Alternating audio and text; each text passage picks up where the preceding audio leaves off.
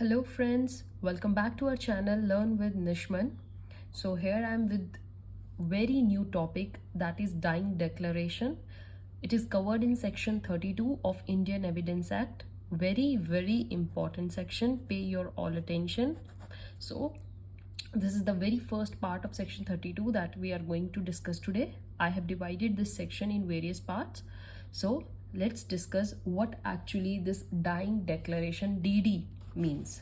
देखिए बच्चे, क्या होता है जब कोई व्यक्ति मर रहा है या कोई डेक्लरेशन दे रहा है, यानी व्यक्ति अपनी डाइंग का कारण बता रहा है या मरने की वजह बता रहा हो, कॉज ऑफ डेथ बताए, तो इसे हम क्या बोलेंगे? Dying declaration. ठीक है, या सर्कमस्टेंसेस बता दें। तो अगर व्यक्ति की मौत पर सवाल उठते हैं तो ये जो डाइंग डेक्लरेशन वो देकर गया है, बता के गया, वो क्या बन जाती है? Very relevant.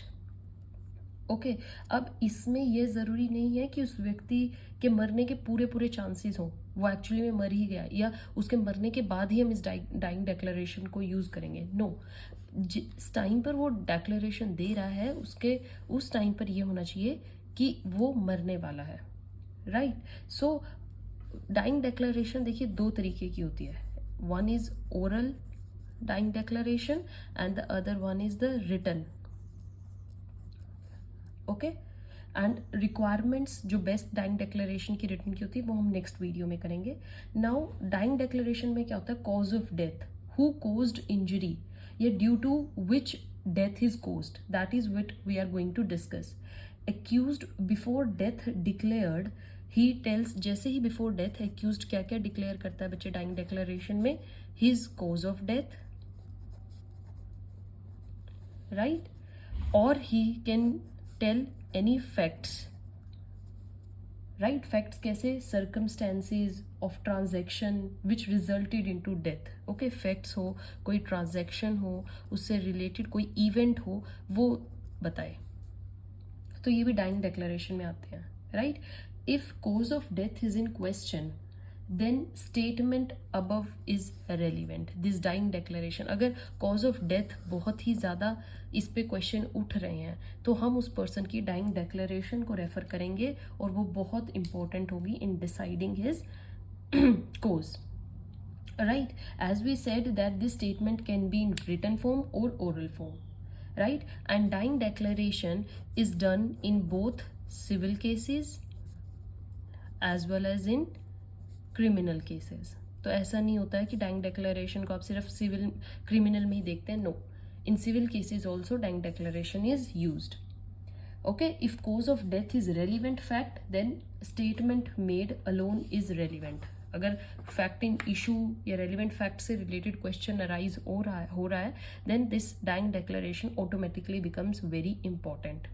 अब क्या आता है बच्चे? सेम डाइंग डेक्लरेशन के डिफरेंट कंसेप्ट है in England and in India. समझिएगा, देखिए इंग्लैंड में क्या है? Person who made the declaration should know that he is about to die. Right, उसको ऑलरेडी उसके माइंड में ये होना चाहिए कि that he is going to die, whereas this is not applied in India.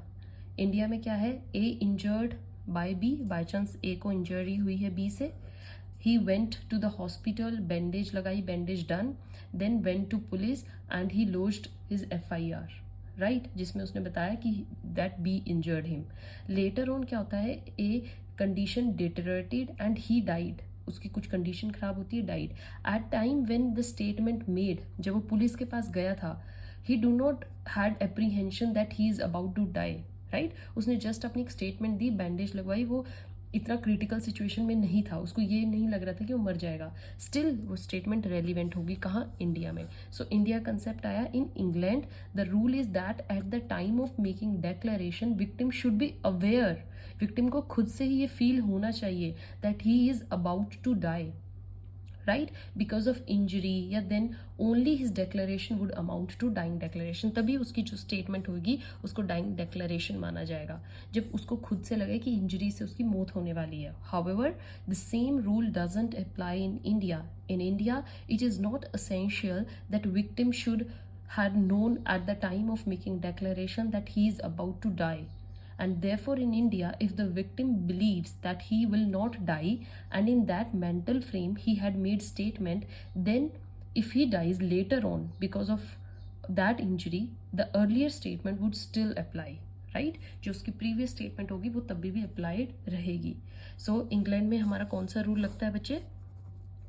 Nemo मेरिटोरस Priya Summitus. Okay, Nemo Meritorious Priya Summitus. No person will die with lies in his lips. England में ये rule follow किया जाता है that no person will die with lies, क्योंकि at the time of actual death person के mind में ये नहीं होता है to give fabricated statement, right? वो जो भी बोलेगा सच बोलेगा. This maxim applies in England because there is a knowledge of death. This maxim apply in India only in those cases where the victim knew that he is about to die, right? तब ये maxim होता है. But this maxim apply in England and is essential basis for relevancy of dying declaration. In India, knowledge of death is not essential, right? आपको कुछ ज़रूरत नहीं है कि आपको लग रहा है मेरी मौत आ रही हो मुझे स्टेटमेंट देनी चाहिए, nothing like that. And therefore above maxim जो है बच्चे वो partially हमारे इंडिया में अप्लाई होता है, partially, right? Now two bases of dying declaration. What? First हम dying declaration के दो bases दिए गए हैं. First is what? That doctrine of necessity. आपको उस टाइम पे यही नेसेसिटी फील होती है that you should tell anyone at the right moment, right? Both India and England में there is doctrine of necessity. Witness himself is a witness of crime, है ना बच्चे? हैड ही बीन अलाइव, अगर वो जिंदा हो तो ही told in court that who caused his injury, बताएगा as he is dead, and out of necessity this statement is relevant, right? The victim was the best source to tell as to what was the cause of injury, right? So witness क्या है? himself is a witness of crime, खुद ही वो एक witness है. तो ये दो basis होते हैं जिसपे डाइंग डिक्लेरेशन को हमने वैलिड माना है, right? Victim was the best source to tell what was the cause of injury and the victim is dead and therefore he cannot be brought to court. अगर वो मर ही जाएगा तो उसको कोर्ट में कौन लेकर आएगा? nobody. and फिर वो बोल भी नहीं सकता है, तो उससे प्रीवियस जो उसने स्टेटमेंट दी है वही वैलिड मान ली जाती है, right? Out of necessity it is required that the statement of the victim regarding his death shall be used as a relevant fact. तो इसको डाइंग डिक्लेरेशन को बच्चे इसीलिए रेलिवेंट माना जाता है. I hope I am clear, आपको dying declaration अच्छे से समझ में आ रही है. नाउ अब एक एग्जाम्पल देती हूँ ताकि आपको अच्छे समझ में आए. A made a dying declaration and afterward A survived. A ने डाइंग डिक्लेरेशन दी और देने के बाद वो फिर से सर्वाइव कर गया है. Now as he is alive therefore A will appear before the court himself and previous statement जो होगी it can now be used, वो यूज की जाएगी, राइट? Self serving statement.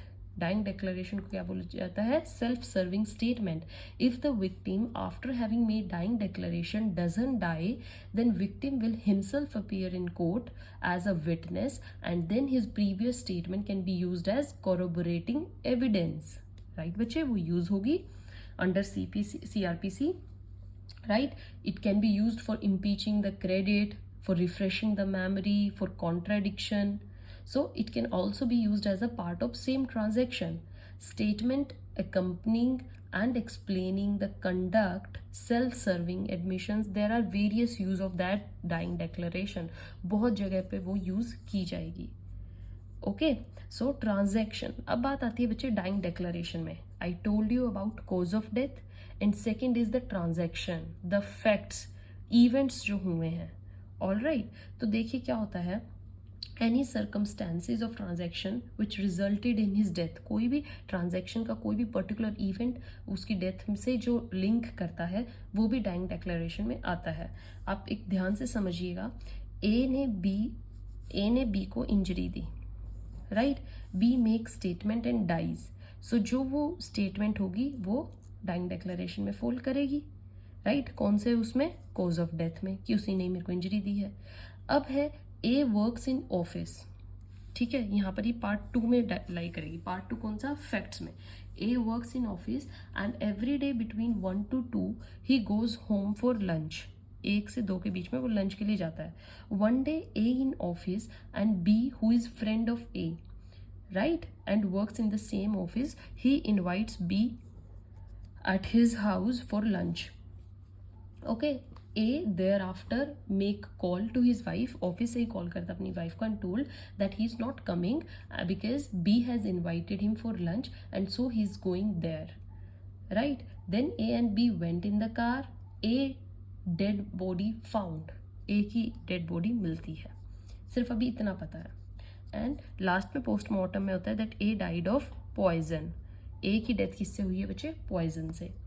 अब यहाँ पर ट्रांजैक्शन क्या क्या हुई? इनविटेशन ऑफ बी आया, एक्सेप्टेशन ऑफ इनविटेशन, एक्सेप्ट किया गया, फोन कॉल टू वाइफ की गई, A goes with B and A found dead, यही इवेंट हुए हैं। Statement to wife was made before the injury was caused, statement दी गई। This statement is regarding the circumstances, transaction के circumstances से related थी। Invitation, going with B, he agreed. So these 3 facts statements made by A to the wife, this statement is also a dying declaration. समझ में आया बच्चे? जो जो उसने पहले बताया वो भी dying declaration में होगा, but this is not strong piece of evidence. Yes, we can say that statement is made before the injury was caused. So whenever the death occurs, there is a series of events. We know events होते हैं, सो विच में have resulted into that, जिनसे death हुई। अब देखो last में मरा वो पॉइजन से है, बट पॉइजन से पहले सीरीज हुई ना, बी ने उसको इनवाइट किया, वो बी के साथ गया, फोन कॉल पे बताया मैं बी के साथ जा रहा हूँ, वहाँ पे जाके खाना खाया and then he died. So these are all transaction.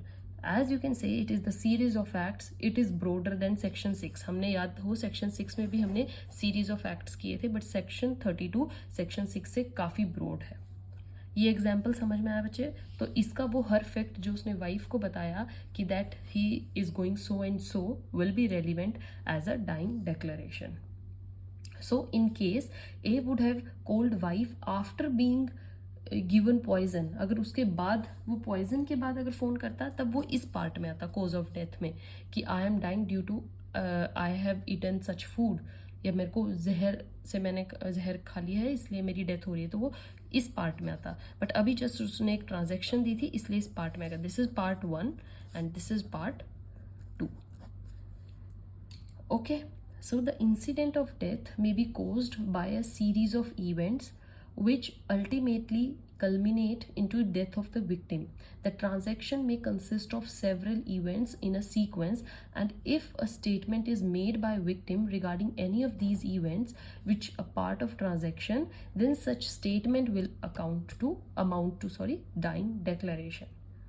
All right, we will discuss a very important case of dying declaration. Pay your attention बच्चे। पक्कल नारायण स्वामी वर्सेस किंग एम्परर। ओके, 1939 का बच्चे केस है। लॉर्ड एटकिन ने इस case को handle किया था। सो इस केस में क्या था? A gave loan to W, right, समझिएगा सीरीज को। ए ने किसको लोन दिया था? डब्ल्यू को। ओके, देन और कितने का दिया था? 3000 with 18% per annum amount of interest. ये उस टाइम पे लोन दिया था, उस टाइम के हिसाब से ये बहुत बड़ी अमाउंट थी, राइट बच्चे। एंड डब्ल्यू ने ये जो लोन है not paid by her. Now this W is got married to H, इसकी शादी किससे हो जाती है? एच से। This is female male, right, and started living in a separate city, अलग किसी सिटी में रह रहे हैं। A was staying with W1, A की वाइफ कौन है? W1। तो यहाँ पर क्या है? ये इनके बीच का अमाउंट पे की गई थी। Now A used to write letters to W for returning money, A W को लेटर लिखता रहता था। नाउ W ने क्या किया? One day writes a letter and invited A to take money, right. And जब W ने वो लेटर लिखा ए को कि आ जाओ अपने पैसे लेने और हम आपको इनवाइट कर रहे हैं घर पे। ए ने वो लेटर किसको दिखाया, W1 को, and made statement that W has invited me and I am going to her house by train. Okay, letter के बारे में बताया और ये बताया कि वो ट्रेन से उसके घर जा रहा है. So this is dying declaration of second part. Events ही चल रहे हैं ना, तो इवेंट फैक्ट्स कौन से थे, सेकंड पार्ट के थे, तो अब इसने सेकंड पार्ट का सिनेरियो बताया है. A boarded train to her city, A didn't return back. Okay, result क्या आता है, rather his body was discovered in a railway compartment in a trunk. एक रेलवे कंपार्टमेंट में एक ट्रंक के अंदर उसकी बॉडी मिलती है आफ्टर 2-3 डेज, ये इवेंट होने के बाद. राइट बच्चे, अब आप देखिए यहाँ पर मोटिव क्या था, W owed money, right, owed large amount of money, so that's यहाँ साफ दिख रहा है there was a motive to kill. Conduct of inviting letter, उसने लेटर से उनको इन्वाइट किया. Confession was made to police officer, उसने पुलिस ऑफिसर को कन्फेस किया है. अब क्या है बच्चे, house, same piece of rag which were half burnt found buried in the ground inside the house and these rags had blood stains. ठीक है, कुछ रैग कपड़े ब्लडी स्टेन से लगे हुए मिलते हैं, इसकी कोई एक्सप्लेनेशन W और H के पास नहीं है. Right, H and W had admitted, दोनों ने लेकिन इतना एडमिट कर लिया that A had come to their house and at the same time they said that after dinner he had gone back, वो जा चुका था, खाना खा के निकल गया था. H had ordered the trunk. It is proved, ये भी प्रूव हो गया है कि ट्रंक जो है वो H ने ही ऑर्डर किया था. चटका driver gave evidence that he had taken very heavy trunk from his house to railway station. Driver का भी स्टेटमेंट नोट डाउन की गई जिसमें उसने बोला है कि हाँ मैंने इनके घर से, HW के घर से एक हैवी ट्रंक लोड किया था जिसको मैं ट्रेन स्टेशन पर, रेलवे स्टेशन पर छोड़ के आया था. तो fact that A came to their house is proved, ये भी प्रूव हो गया. Further bloody rags was there without any explanation, trunk का एविडेंस है, चटका ड्राइवर का एविडेंस है. Dying declaration, I invited going to the house is a statement as the circumstances of transaction before injury. Injury से पहले वो statement दे के गया है अपनी वाइफ को, तो वो टाइम डिक्लेरेशन के सेकंड पार्ट में आएंगे. ओके, तो अब सीरीज क्या चली, लेटर रिटर्न, ठीक है, लेटर रिसीव हुआ, देन ही बोर्डेड ट्रेन, ये इतने तक का स्टेटमेंट उसने अपनी W1 वाइफ को बताया है. फिर वो रीच उनके घर गया, स्टेड, और फिर वहाँ पर किलिंग हुई. ठीक है, ये एक सिनेरियो चल रहा है.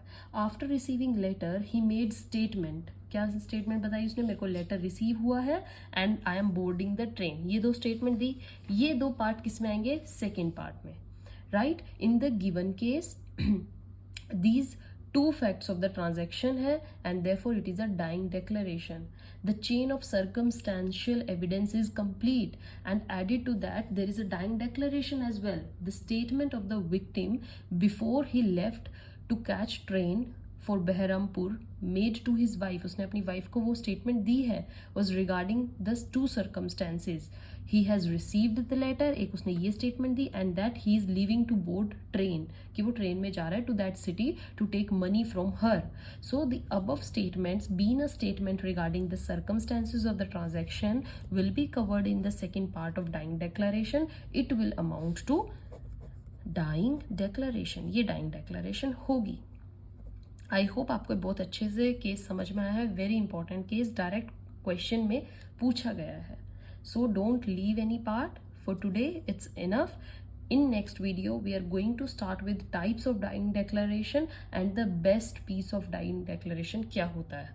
राइट, स्टे ट्यून्ड, क्योंकि बच्चे लॉन्ग क्वेश्चन आता है, पक्का आता है डाइंग डिक्लेरेशन पे. आपको पता होना चाहिए आपको क्या एक्सप्लेनेशन देनी है, क्या टाइप्स बताने हैं, कितने पार्ट्स होते हैं इसमें, केस स्टडी कितनी देनी है, best form of dying declaration क्या होती है. So I am going to tell you each and everything, ताकि आपको एक प्रॉपर क्वेश्चन लिखना भी आए और जब आपको इंटरव्यू में समझाना हो तो आप कैसे समझा पाएंगे. Right, till then goodbye, thank you.